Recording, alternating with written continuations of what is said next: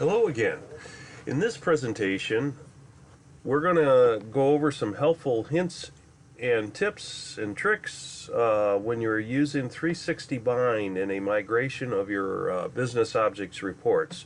This information was actually based on a XI3 to BI 4.2 migration that was done with for Crystal and Webby reports, actually using 360 bind.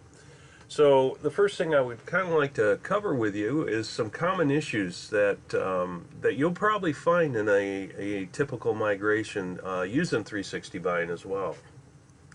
So the first thing I want to talk about is you got to make sure you can identify the documents, basically live documents that are running during the day. You need to identify these up front because data is going to be changing. If you're going to try to run this during the day and you're running a bind process, so you run it in the XI, for instance in the XI3 environment, and data is changing as you're testing it in the BI 4.2, you're going to run into differences, which is going to cause some time for you to review the reports, the bind reports, to see these differences and just determine that it's data issues, it's people are updating and so on, database tables are being updated. So identify these up front, run them at night.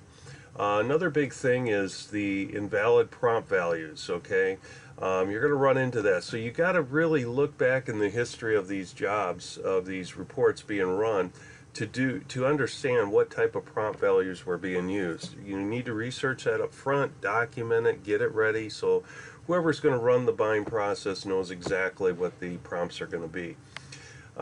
You're going to run into probably some issues with some large reports. Okay, there are going to be some errors out there that may come up dealing with maximum character issues during the export process in 360 bind, which exports to XML.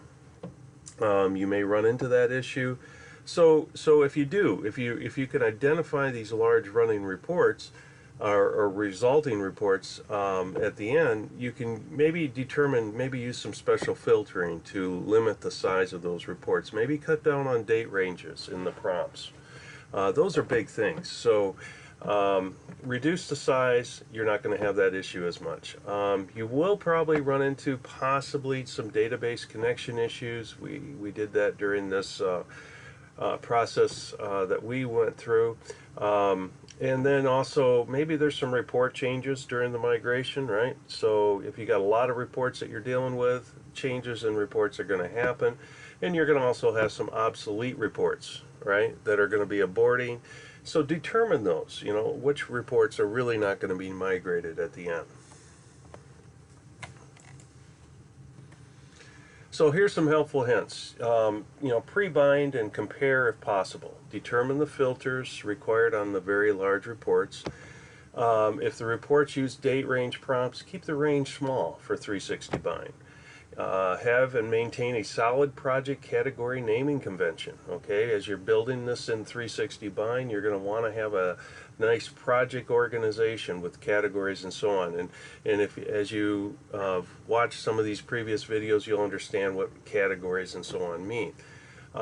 So pre-bind and compare if possible. Know the obsolete reports, right? And then also separate the Crystal and the Webby, because you need to organize that. You cannot run and combine Crystal Webby reports into one bind process. Freeze the modifications to reports to the bind processing phase if you can. That would be a big thing. If that's not an option, then just know that there may be some times where the compare is going to show some differences, okay? And you just need to understand that going through that process. You need to account for new reports being added to this system during the bind process as well. For the team that's doing the bind compare process, it's always good to have one computer screen dedicated to the 360 system and another screen dedicated to maybe InfoView or Launchpad that you can then view the reports being run there. You can count on the bind reports, binds aborting if it's initiated from either 360 or the business object system or the database. So you can get different errors based on, maybe it's a database error, maybe it's in the business object system, or it's coming right from 360. So you have to understand, you may be having to do some investigation. Where is that error coming from? It's best to do single report binds on large reports that have filtering involved. Just run them with one report. And then again, avoid running 3.1 bind on one day and then a 4.2 on another day. You'll probably get some timestamp differences in the reports. Everybody puts timestamps in there, so when you run the compare, you're going to see that those differences. So it's probably best to run them all on a single day.